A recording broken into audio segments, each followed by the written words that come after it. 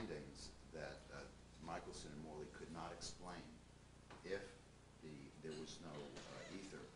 These two very eminent, respected scientists just ignored those findings. Yeah. And this is clearly described in Dr. Gomez's article.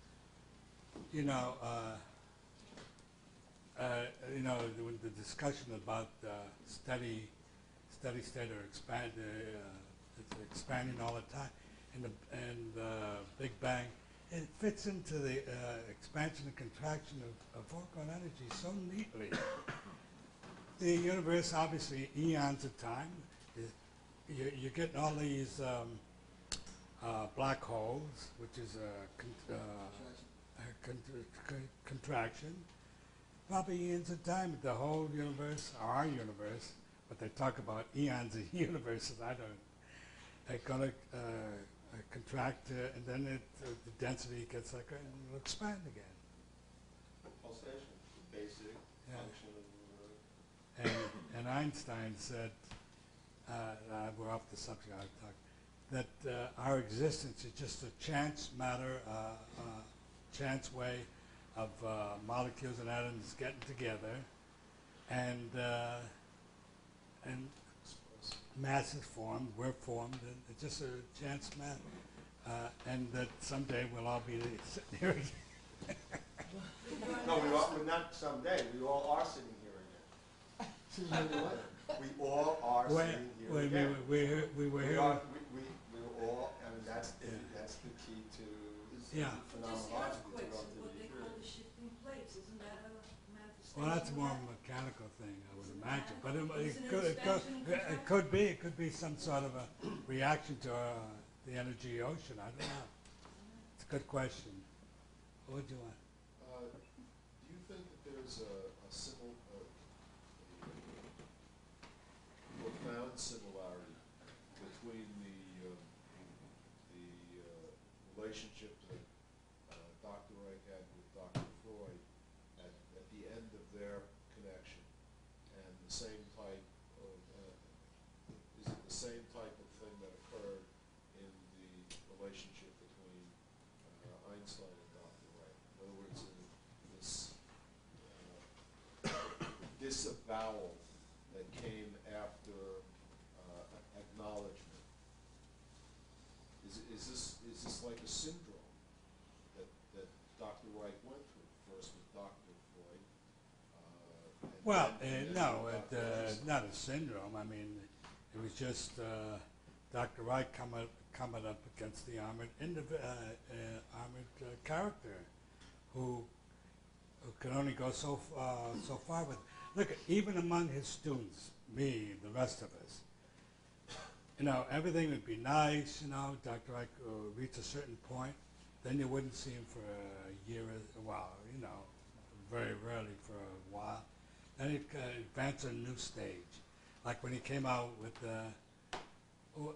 even Ilsa, he came out with the doorbuster and all like that, and even Dr. Reich was going around Oregon on, the field with the cloudbuster, and Dr. Reich heard from somebody, Ilsa saying, there goes Dr. Reich now with another crazy thing. And when he introduced it to us, He thought he'd gone too far. he'd gone too far.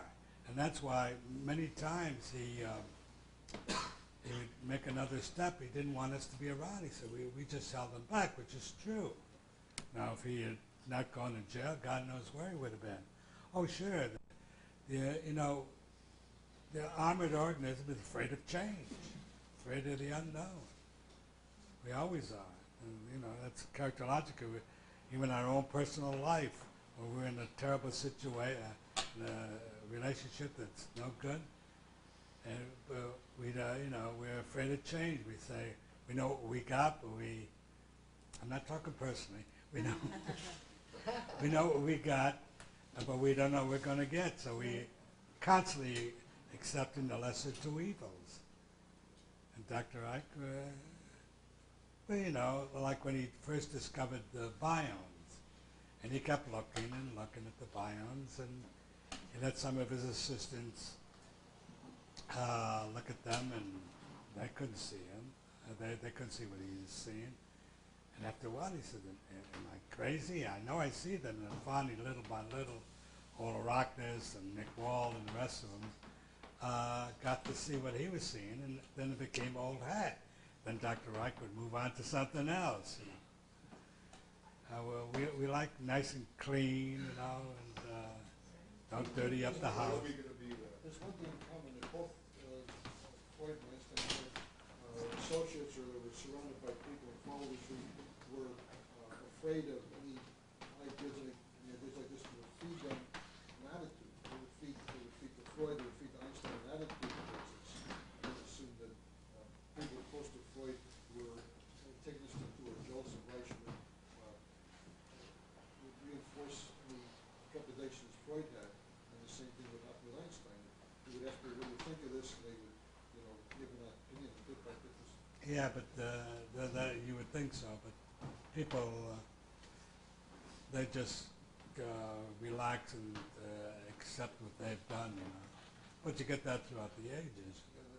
Pasteur, Curies, Einstein himself had a fight. Freud certainly had a big fight, and I don't know, I think Freud. Well, they say he went back on his original observation, like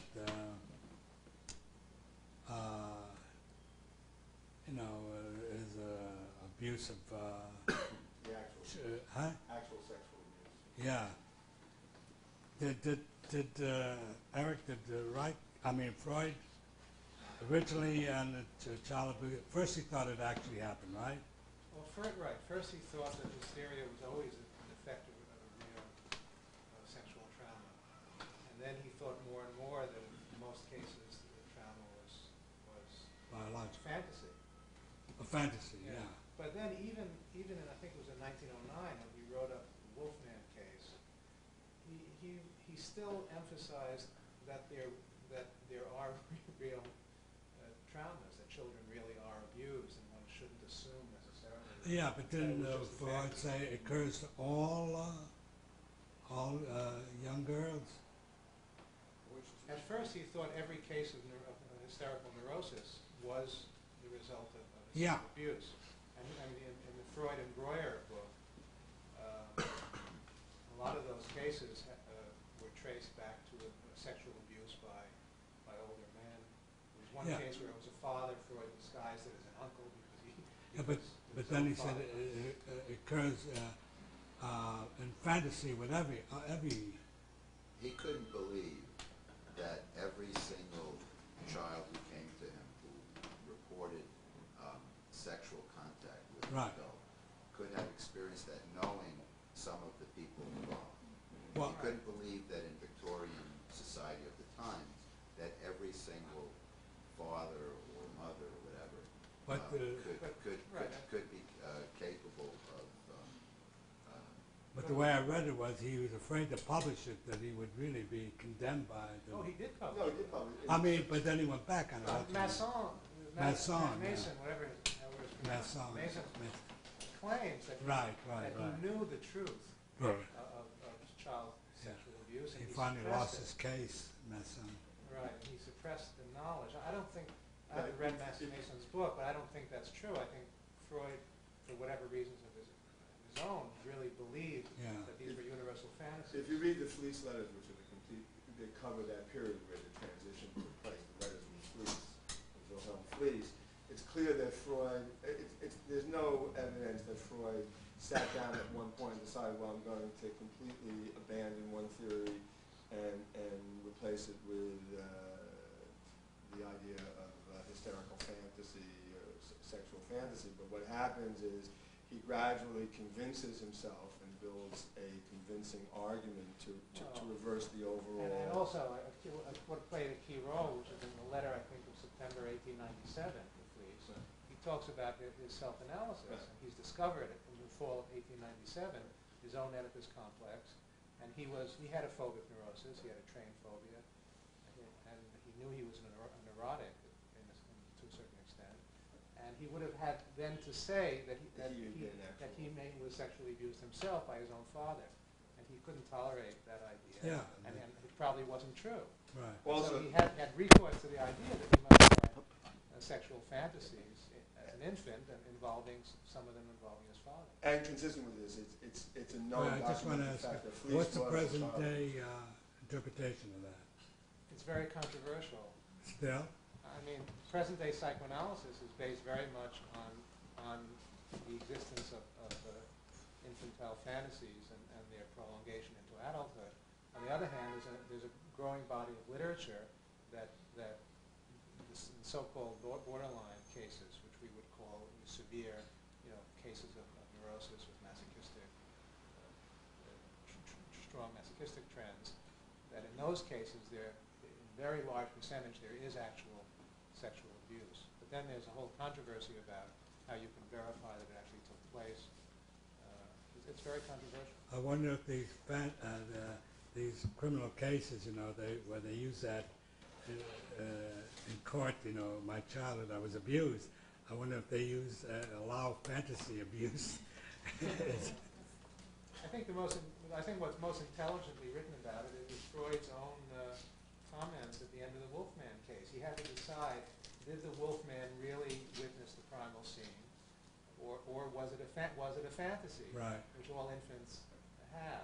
And Freud really couldn't decide. No. He was in favor of its having really taken place, Right. but he said he couldn't be sure, Right. because the material goes too far back Yeah. into the archaic prehistory of Right. the I mean, also interesting, while the correspondence with Fleece was going on, it is historically documented that Fleece was sexually abusing his son,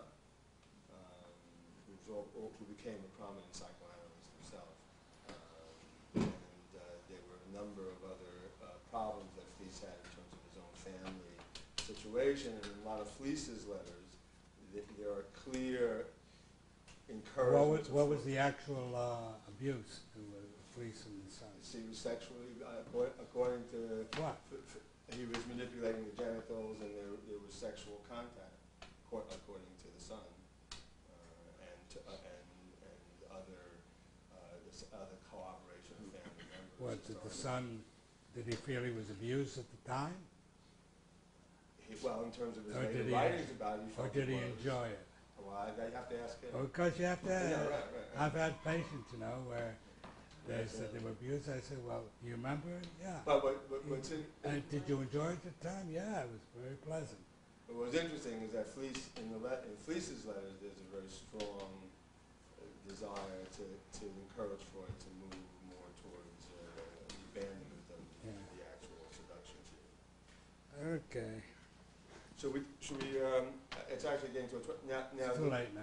Yeah. Well, maybe what we can just do is I was just looking at it. And, we had hoped to possibly look at some blood in the microscope, which Mark Ringneri. But then next time we set could up. Yeah. devote the whole thing to Right. the body. But actually, we're just looking at it, and there's really good deterioration. You can begin to see the T cells now very actively. So possibly what we can do is take a break, and Dr. people Sobey, can your look microphone. and ask questions of Dr. Okay. Sobey for the remaining 15 or 20 minutes, if people are interested. And thank you. And anybody who hasn't paid me and who wants to be on the mailing list for the upcoming event, please get to